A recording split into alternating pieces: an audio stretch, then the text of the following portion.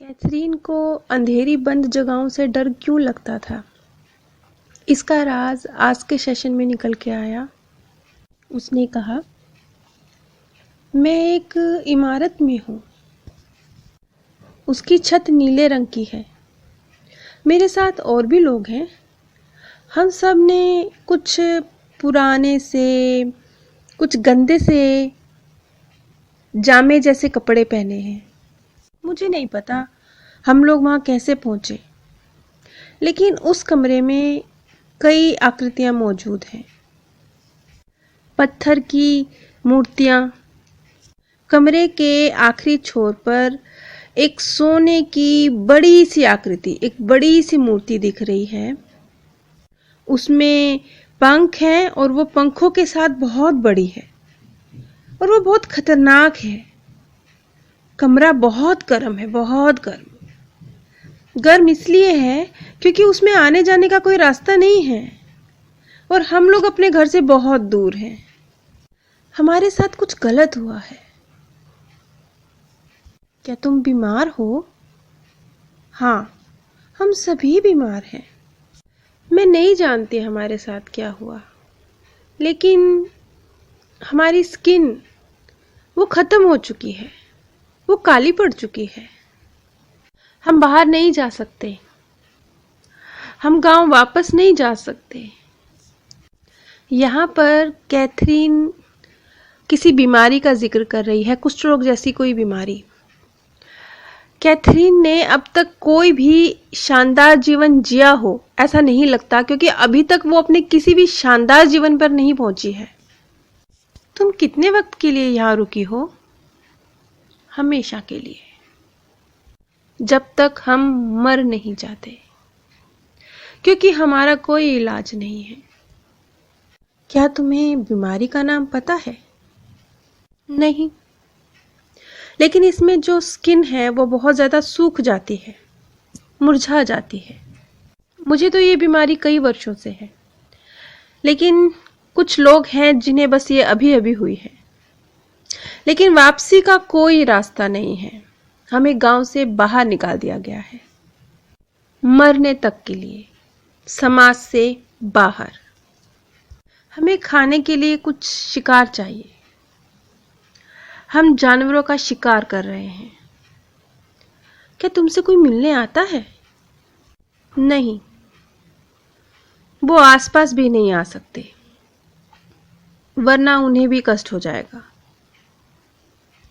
क्या तुम जानते हो इस वक्त कौन सा वक्त चल रहा है, कौन सा सन चल रहा है? नहीं, हम लोग वक्त भूल चुके हैं। हम लोग बीमार हैं और मौत का इंतजार है। क्या वहां कोई आशा नहीं है, कोई उम्मीद नहीं? नहीं, कोई उम्मीद नहीं। हम सब मर जाएंगे। मेरे हाथों में बहुत दर्द है। मैं बूढ़ी हो चुकी हूं। मैं बहुत कमजोर हूं। मेरे लिए हिलना भी मुश्किल है। जब आप चलने फिरने से मोहताज हो जाते हैं, तब क्या होता है? आपको दूसरी गुफा में छोड़ दिया जाता है, तब तक के लिए जब तक आप मर नहीं जाते। और अब जो अंधेरे से कैथरीन को डर लगता था, उसका राज निकल के आया, क्योंकि उस समय पर इस तरह के बुजुर्ग बीमार लोगों को गुफा में बंद कर दिया जाता था। उनके जीवित रहते ही, उनके प्राण भी निकले नहीं होते थे, लेकिन उन्हें गुफा में बंद कर दिया जाता था और बाहर से दरवाज़ा बंद कर दिया जाता था। एक पत्थर लगा दिया जाता था ताकि वहीं उनकी मृत्यु हो जाए। क्या सभी रोगियों को मरने से पहले गुफा में बंद कर देते थे? जब डॉक्टर ने उसके डर का जड़ खोजने की कोशिश करी, तब उन्होंने उससे ये सवाल पूछा। मैं नहीं जानती। मैं तो वहां कभी नहीं थी। मैं तो दूसरे लोगों के साथ कमरे में थी जो बहुत गर्म था। मैं तो बस दीवारों के पीछे पड़ी हूं। वो कमरे किसके लिए थे? वो कमरे पूजा के लिए थे। बहुत से देवता। कमरा बहुत गर्म था। शायद ये एक ऐसा स्थान होगा जहाँ पर सभी कुष्ठ रोगी मिलकर हर समय सिर्फ पूजा ही करते थे, क्योंकि ऐसी स्थिति में सिर्फ शिकार करना और परमात्मा की प्रार्थना करना, यही दो कार्य रह जाते हैं। और अब वो अपनी मृत्यु के निकट पहुंच चुकी है, बिल्कुल उन क्षणों में जब उसने मृत्यु को प्राप्त किया। मैंने कुछ सफ़ेद देखा, कुछ सफ़ेद चीज़ देखी, कुछ कपड़े की तरह कोई घूम रहा है। क्या तुम थी? नहीं, मैं नहीं जानती। मैं मौत का स्वागत करूंगी। मेरे शरीर में बहुत दर्द हो रहा था, सांस लेना मुश्किल है। हाँ, बहुत गर्मी है, बहुत अंधेरा, मैं देख नहीं सकती, मैं कहीं जा नहीं सकती। उस गर्म और अंधेरी गुफा में वो अकेली पड़ी मर रही थी।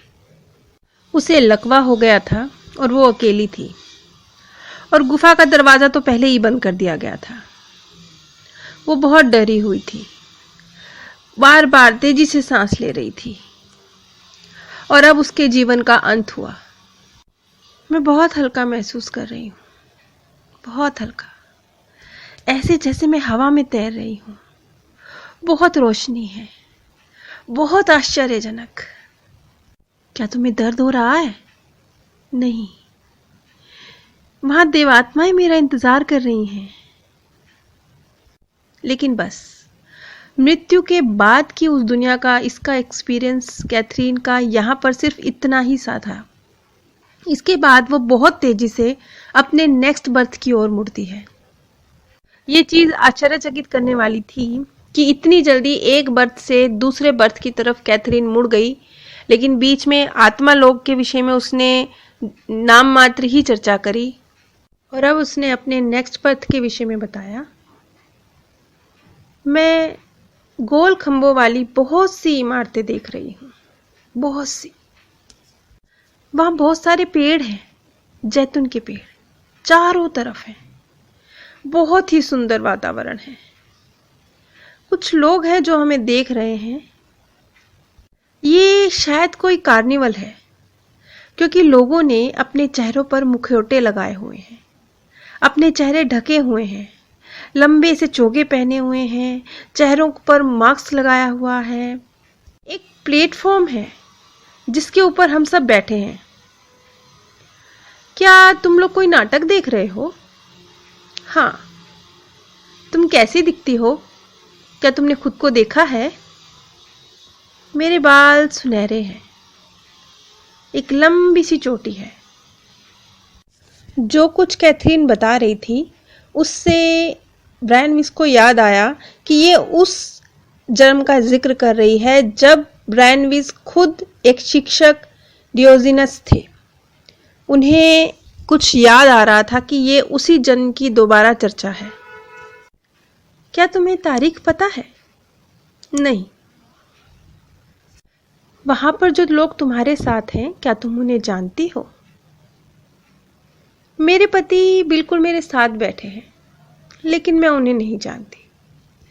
ऐसा कैथरीन ने इसलिए कहा क्योंकि उस जन्म में जो उसके पति का रोल प्ले करने वाली आत्मा थी, उसके इस जन्म से यानी कैथरीन के जन्म से कोई ताल्लुक नहीं है। इस कड़ी को मैं अगली वीडियो में कंटिन्यू करूंगी। आप सभी पर परमात्म सौंदर्य, प्रेम और आनंद सदैव बरसता रहे। आप सभी दिव्य परम धाम में स्थान प्राप्त करें।